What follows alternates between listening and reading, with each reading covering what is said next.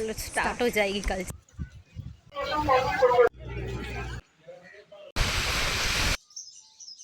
पूरा बीच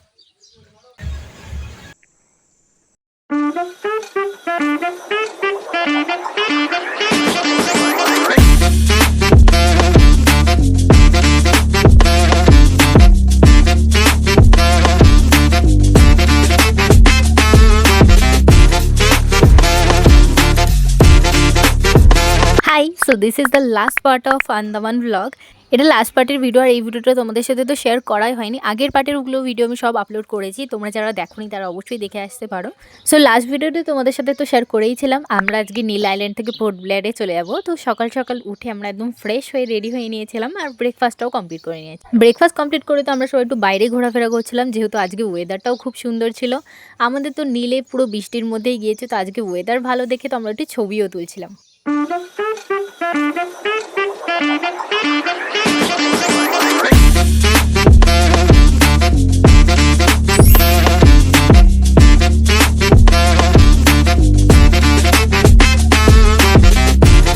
সো আমাদের যেহেতু চেক আউটের টাইম হয়ে গেছিলো, তো আমরা 11টার সময় চেক আউট করে যাই। কিন্তু আমাদের ক্রুজটা ছিল প্রায় 1টা নাগাদ, প্রায় 2 ঘন্টা গ্যাপ ছিল আমাদের। তো আমরা ওখানে গিয়ে বসেছিলাম, আর পিছনে যেহেতু বিচ ছিল, তো আমরা ওখানে গিয়ে প্রচুর ভিডিও আর ছবি তুলেছিলাম।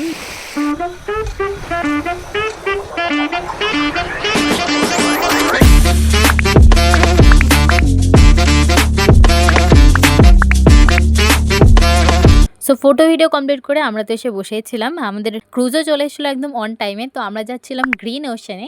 ক্রুজ আসা মাত্রই তো সবাই ওঠা শুরু করে দিয়েছিল, আমরাও আস্তে আস্তে উঠে পড়েছিলাম। আর ক্রুজে ওঠার পর তো আমরা এই বাইরেই দাঁড়িয়েছিলাম, কারণ এই বাইরে থেকে প্রচুর সুন্দর ভিউ দেখা যাচ্ছিল। আর ক্রুজ ছাড়ার পর তো এখানে সুন্দর সুন্দর গানও চালিয়ে দিয়েছিল। প্রত্যেকটা মানুষ বাইরে এসে দাঁড়িয়েছিল, গান করছিল, নাচ করছিল, খুবই এনজয় করছিল সবাই।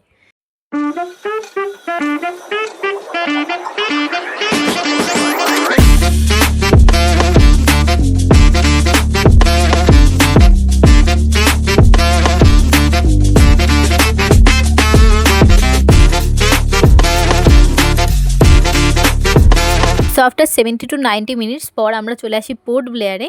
তো আমরা তো ক্রুজ থেকে নেমে চলে গিয়েছিলাম আমাদের হোটেলে, যেহেতু সারাদিন অনেক ক্লান্তি হয়ে গেছে। তারপর তো আর কোনো ভিডিওই কন্টিনিউ করা হয়নি। মর্নিং। 8 এপ্রিল। আমরা 7 এপ্রিল কোথাও বেরোইনি, কারণ কাল প্রচণ্ড পরিমাণে ওয়েদার খারাপ হয়ে যায়, যার জন্য আমরা কোথাও বেরোতে পারিনি। তো আজকে আমরা বেরোচ্ছিলাম। আমরা তো একদম সকাল সকাল উঠে ফ্রেশ হয়ে রেডি হয়ে নিয়েছি। ব্রেকফাস্ট কমপ্লিট করে আমরা তো সবাই বেরিয়ে পড়লাম। আমাদের আজকে আরও 2-3টে জায়গা ঘোরার আছে, সেই 2-3টে জায়গায় যাব।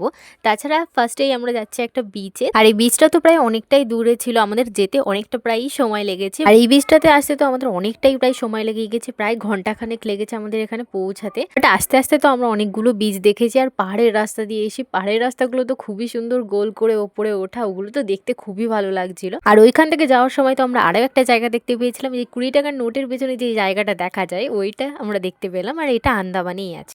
সো ফাইনালি আমরা চলে এসেছিলাম সলভে 19 বিচে। তো আমরা সবে গাড়ির থেকে নেমেছি, বিচে তো এখনো ঢুকিনি। ঢোকার আগেই আমরা এই রাস্তাটা দেখতে পেলাম, আর এই রাস্তাটার উপর দিয়ে একটা পুল বানানো হয়েছে। এই পুলটা পুরো বিচ অব্দি যাবে, আর এই রাস্তাটার উপর দিয়ে হাঁটতে হাঁটতে তো অনেক ছবি ভিডিও তুলেছি, খুব সুন্দর লাগছিল দেখতে।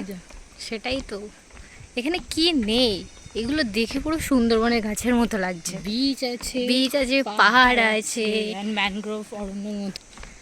ওয়াও, কি সুন্দর জায়গা। ओह, हेयर स्टाइल सीधा करती हुई मैं बहुत ही ज़्यादा। छुट्टियों के दिन खत्म एंड रेगुलर लाइफ स्टार्ट हो जाएगी कल से।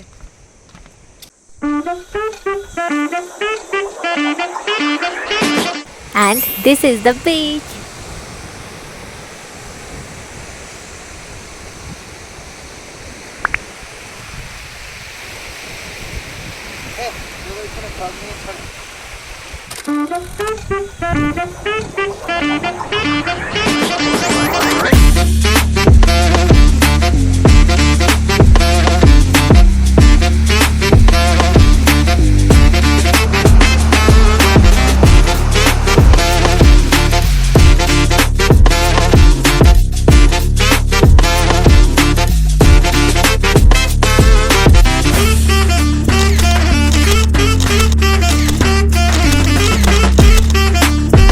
তো বিচে দাঁড়িয়ে অনেক ছবি ভিডিও তোলার পর আমরা তো এই জায়গাটাতে এসে দাঁড়িয়েছিলাম।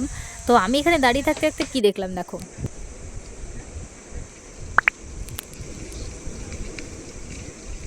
এখানে তো প্রচুর সিসেল দেখতে পেয়েছিলাম যেগুলো ঘুরে বেড়াচ্ছিল। সো যাই হোক, তারপরে আমরা চলেছিলাম আমাদের নেক্সট লোকেশানে। আর সিরিয়াসলি এই জায়গাটা দেখে তো পুরো সুন্দরবনের ফিল দিচ্ছিল।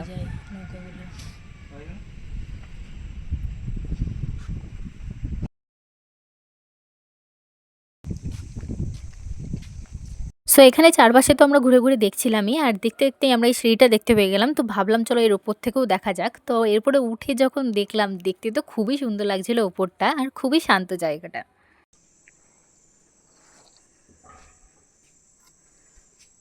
সো তারপর আমরা চলেছিলাম আমাদের নেক্সট লোকেশনে। তো এখানকার সবথেকে হাইয়েস্ট পয়েন্টের উপর একটা পার্ক বানানো হয়েছিল, সেখানে এসেছিলাম আমরা। এখান থেকে তো খুব সুন্দর ভিউ পেয়েছিলাম, খুব ভালো ভালো ছবিও তুলেছিল আমরা। ভিডিও তো আমি করতে পারিনি যেহেতু আমার ফোনের স্টোরেজ ফুল হয়ে গেছিলো, তো তোমাদের সাথে কত ছবি শেয়ার করে দিলাম।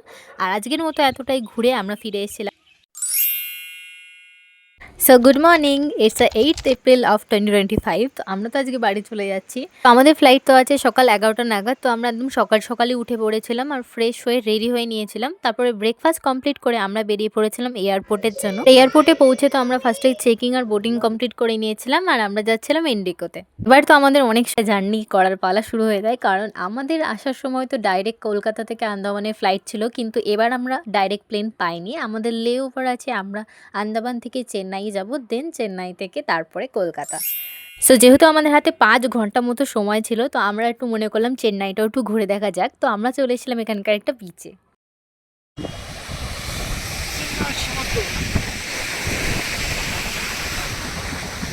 বিচ ঘুরতে ঘুরতে তো এদিকে একটা ঘোড়াও দেখতে পেয়ে গেছিলাম, তাই ঘোড়ার পিঠে বসে কটা ছবি আর ভিডিও তুলে নিয়েছিলাম। তারপর তো চলেছিলাম এই মন্দিরটাতেই। মন্দিরটার নাম আমার এখন একদমই মনে পড়ছে না, কিন্তু শুধু এই একটা মন্দিরই না, আমরা অনেকগুলো মন্দিরে ঘুরেছিলাম, বাট সেগুলোর আর কোনো ভিডিওই নিইনি।